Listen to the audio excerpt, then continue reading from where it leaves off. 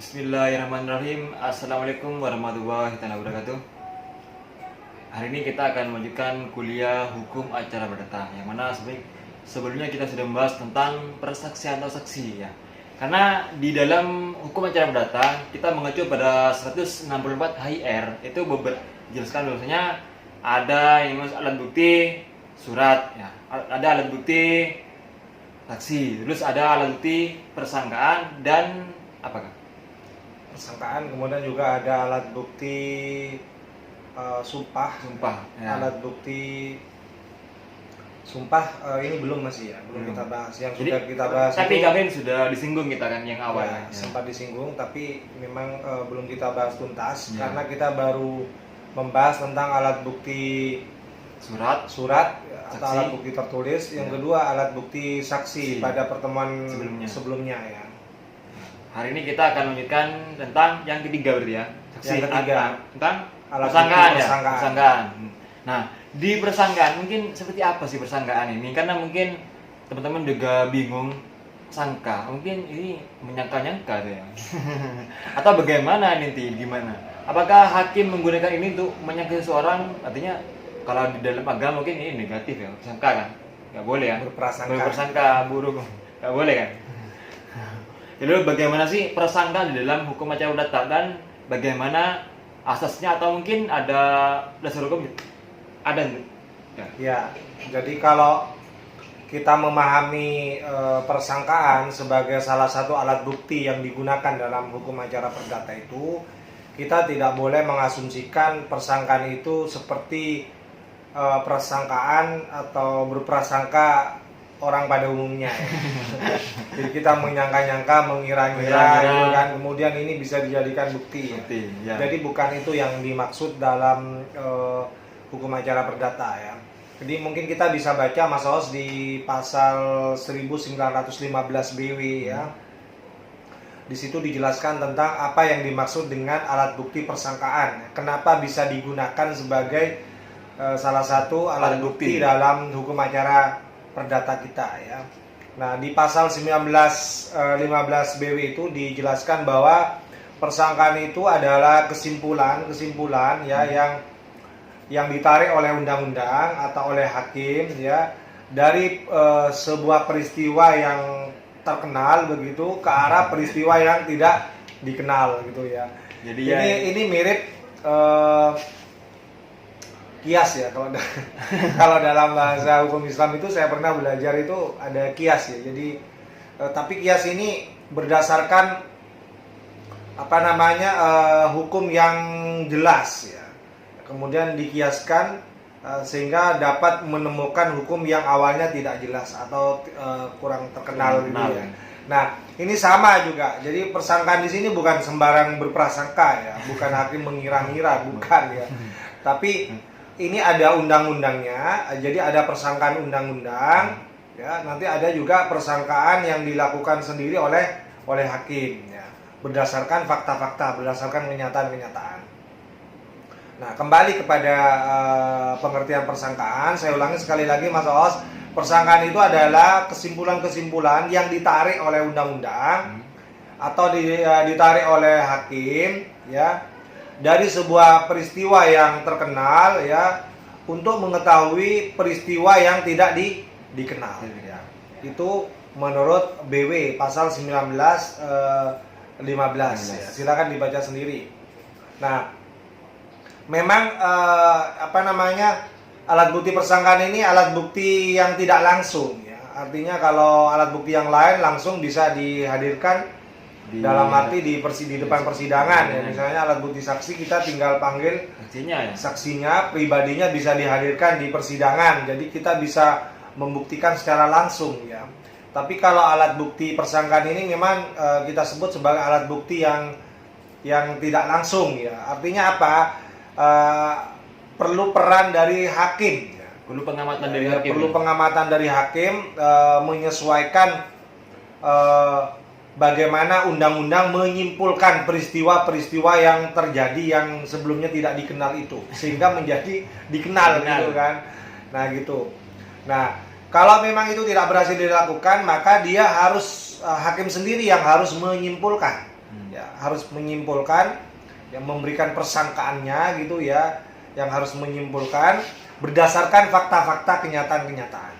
Mungkin ini akan lebih jelas Mas Oos kalau dijelaskan dengan contoh. Iya, lebih Ya, jelas. lebih jelas karena biasanya kalau cuma sekedar teori Kurang ya, paham gitu. bicara normatif itu mungkin ada yang bilang kok susah dipahami ya. Tapi kalau disertakan contoh mungkin ini lebih mudah dipahami. Ya.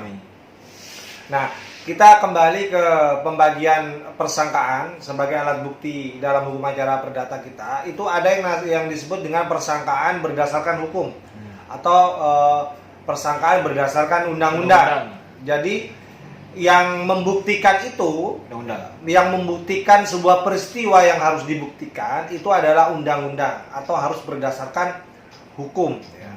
Nah, ini penting ditegaskan. Jadi sekali lagi yang pertama ini tidak sembarang persangkaan, tapi persangkaan berdasarkan undang-undang atau berdasarkan hukum. Ya. Jadi sekali lagi saya ulangi berkali-kali supaya jelas begitu. Jadi yang melakukan, yang memberikan persangkaan itu adalah undang-undang, dilakukan berdasarkan hukum atau bunyi undang-undang. Jadi yang membuktikan sebuah peristiwa yang harus dibuktikan itu berdasarkan undang-undang, berdasarkan hukum. Supaya peristiwa yang awalnya tidak dikenal menjadi dikenal, menjadi terang, menjadi nyata gitu kan. Nah seperti itu. Contohnya misalnya dalam pembayaran yang sifatnya berkala rutin, misalnya pembayaran perjanjian sewa menyewa ya. Kalau biasanya kalau sewa menyewa itu kan membayar rutin tiap bulan. Iya. Ya kan? Nah, itu biasa lazim ya, dan kita juga bisa baca dalam KUH Perdata kita tentang perjanjian sewa menyewa ya. Nah, itu kalau misalnya terbukti ya, misalnya diajukan kwitansi tiga kali terakhir misalnya ya. Jadi ada saksi atau ada pihak yang mengajukan atau menghadirkan ada kwitansi 3 kali terakhir, berarti itu bisa kita maknai bahwa telah terbukti terjadi pembayaran 3 kali berturut-turut. Ya, 3 kali berturut-turut. Nah, ini bisa kita gunakan untuk mengenal peristiwa yang lain. Peristiwa yang lain itu apa? Peristiwa yang lain adalah kalau sudah terbayar 3 kali terakhir dan terbukti terbayar 3 kali berturut-turut, berarti dia telah membayar secara rutin ya pada peristiwa-peristiwa yang sebelumnya. Ya, pada peristiwa-peristiwa sebelumnya, sebelum yang 3 kali berturut-turut tadi. Ya. Nah, itu kesimpulan. Ya. Menurut hukum, menurut undang-undang, kita bisa sampaikan kalau Anda menjadi hakim seperti itu. Ya. Nah, kemudian yang kedua, contoh yang kedua, bicara tentang persangkaan berdasarkan kenyataan. Ya, sehingga kemudian berdasarkan kenyataan itu hakim bisa menyimpulkan. Berarti sesuai dengan fakta ya? Ya, berdasarkan fakta hakim bisa menyimpulkan, bisa mengeluarkan persangkaannya begitu ya. Nah, misalnya contohnya tentang kasus perceraian ya. Dalam persidangan ya. Misalnya ada tergugat, ada penggugat ya. Ya, nah, ya, dalam perkara perceraian, Nah, tergugat sudah menjawab, ya, menyangkal bahkan ya. Kemudian penggugat juga tidak bisa membuktikan. Ya. Jadi penggugat tidak bisa membuktikan dan tergugat berhasil membuktikan, menyangkal gitu kan. Dia mengatakan misalnya bahwa kami sudah tidak mungkin bersama lagi ya karena terjadi perselisihan yang terus menerus. Ya. Dan itu bisa dijadikan alasan untuk perceraian. Nah, apa yang dia sampaikan itu dibuktikan dengan terjadinya pisah ranjang ya selama bertahun-tahun ya, pisah ranjang bersama bertahun-tahun ya. Nah, itu yang dijadikan fakta ya, diajukan kepada hakim.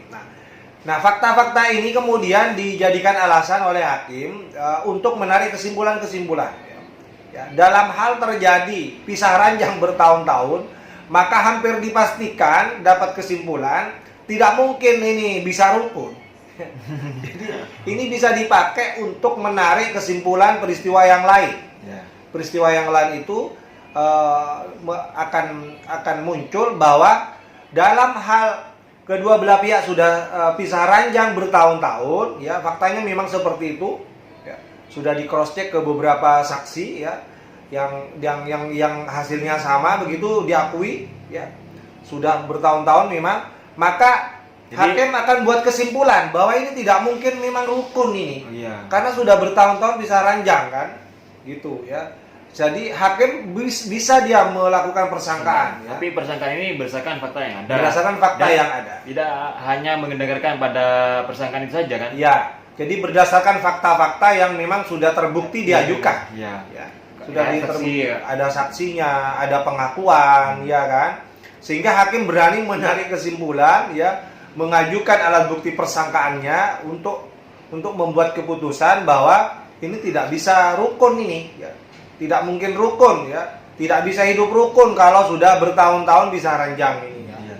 Sehingga ini akan nyambung dengan alasan perceraian, yaitu terjadinya perselisihan secara terus-menerus sehingga menyebabkan pisah ranjang, tidak bisa dirukunkan lagi, ya, sehingga bisa dijadikan salah satu alat bukti, ya, untuk dijadikan alasan bolehnya bercerai. Ya. Nah, itu tentang persangkaan. Jadi sekali lagi persangkaan di sini bukan persangkaan sembarangan, ya. Jadi bukan persangkaan saya dan Mas Oos atau teman-teman lain, ya. Jadi orang menyangka-nyangka, mengira-ngira pada umumnya itu ternyata tidak sama dengan persangkaan menurut undang-undang, menurut hukum acara perdata kita. Bukan suudzon ya? Tidak, bukan suudzon, tapi memang berdasarkan fakta-fakta yang terjadi di persidangan dan juga berdasarkan undang-undang. Jadi ketika disimpulkan persangkaan ini ada dua ya, persangkaan yang oleh undang-undang dan persangkaan oleh hakim. Jadi hakim saat dia menyangka sesuatu, dia berdasarkan dengan fakta dan keadaan yang ada di persidangan gitu. Jadi dia tidak hanya semena-mena menyangka seperti yang kalian pikirkan. Enggak, dia berdasarkan fakta yang ada, terus seperti saksi juga dia mendengarkan saksinya. Jadi sangka di sini kayak apa? Berkesimpulannya. Ya. Jadi saya di awal sudah menyampaikan bahwa persangkaan ini tidak sama dengan persangkaan orang pada umumnya, ya, termasuk persangkaan saya dengan Mas Oos menyangka-nyangka, mengira-ngira gitu, kemudian dijadikan alat bukti. Ya. Jadi bukan itu maksudnya, ya. Saya sudah menjelaskan, tidak perlu saya jelaskan lagi. Nah, untuk menjaga kehati-hatian, ya, supaya tetap objektif dan adil, ya, hakim memutus, ya, berdasarkan alat bukti persangkaan ini. Hakim pun itu tidak bisa kemudian menggunakan alat bukti persangkaan dengan kenyataan, persangkaan berdasarkan kenyataan, ya, jika tidak dalam kondisi sangat penting, ya. Itu bisa dibaca di pasal 310 RBG dan juga pasal 173 HIR, ya. Jadi saya perlu menekankan ini. Jadi di pasal 310 RBG dan 173 HIR itu diamanatkan, ya, bahwa alat bukti persangkaan berdasarkan kenyataan, ya, yang dilakukan oleh hakim itu hanya boleh dilakukan jika itu sangat penting, ya, dan harus cermat, ya, harus tertentu, ya, dan juga harus benar-benar bersesuaian dengan fakta-fakta, ya, atau dengan alat bukti yang lain. Nah, makanya dalam teori itu alat bukti persangkaan berdasarkan kenyataan yang dilakukan oleh hakim itu sebenarnya disebut alat bukti bebas, ya, bukan alat bukti mutlak. Kalau alat bukti mutlak itu yang berdasarkan undang-undang. Kalau persangkaan yang berdasarkan undang-undang, berdasarkan hukum itu dalam teori hukum acara kita itu disebut sebagai alat bukti yang mutlak. Jadi alat bukti persangkaan yang mutlak itu kalau berdasarkan undang-undang, berdasarkan hukum. Tapi kalau berdasarkan kenyataan-kenyataan, fakta-fakta yang itu dilakukan oleh hakim, itu menurut teori itu disebut sebagai alat bukti persangkaan yang sifatnya bebas, ya. Digunakan boleh, nggak digunakan juga boleh. Jadi ya. Setiap dalam sebuah persidangan ini, jadi tidak semena-mena hakim menggunakan semua alat bukti persangkaan, ya. Ya. Jadi ini sesuai dengan asas yang kita pelajari di awal-awal dulu, ya. Jadi ini bedanya dengan hukum acara pidana. Kalau dalam hukum acara pidana, unsur keyakinan hakim itu memang Ya harus sangat kuat kuat. digunakan ya. Tapi kalau di hukum acara perdata kita tidak seperti itu. Jadi hakim memang harus lebih berhati-hati karena harus berdasarkan bukti-bukti formil ya. Karena yang dicari memang kebenaran formil ya.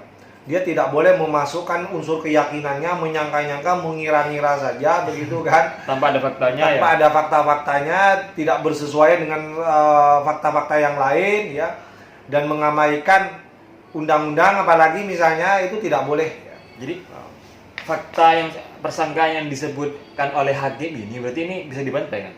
Bisa. Jadi sekali lagi sangat dimungkinkan alat bukti yang satu ini bisa dibantah dengan alat bukti yang lain. Tapi kalau misalkan persangkaan yang menurut undang-undang itu tidak bisa dibantah karena sudah ada dasarnya. Ya, undang. sudah ada dasarnya dalam undang-undang, sudah dibuktikan oleh Ya. undang-undang. Ya. Tapi kalau alat bukti yang Persangkaan berdasarkan hakim. fakta-fakta yang dilakukan oleh hakim, ini kan alat bukti bebas, Ya. artinya tidak mutlak, gitu. Masih dimungkinkan itu bisa Dibantah. diabaikan begitu bahkan ya. Kalau Anda sebagai hakim, saya sebagai hakim, saya bisa juga mengabaikan itu. Nah, Ya kalau misalnya saya tidak pada kondisi seyakin-yakinnya begitu melakukan persangkaan begitu, saya Jadi- bisa mengabaikan itu. Ya, cukup saya menggunakan persangkaan berdasarkan undang-undang. iya. Jadi ini teorinya advokat mungkin ya. Ya. Kalau mau bantah, ini mungkin celahnya. Ya mungkin di sini ya mungkin tidak banyak dipahami oleh teman-teman di dunia praktisi ya. Jadi kita bicara teori, Mas Os ya. Iya, betul. Jadi memang kita di sini kerjanya hanya belajar teori. Ya, karena kita akademisi, Karena bukan kita praktisi. akademisi ya. Silakan teman-teman praktisi untuk mendiskusikannya bagaimana prakteknya ya. Dan teman-teman hakim juga bisa mendiskusikan ya dengan teman-teman hakim yang lain ya. Bagaimana rasanya ya. Apa yang dirasakan ya ketika dihadapkan dengan alat-alat bukti persangkaan yang saya jelaskan tadi itu.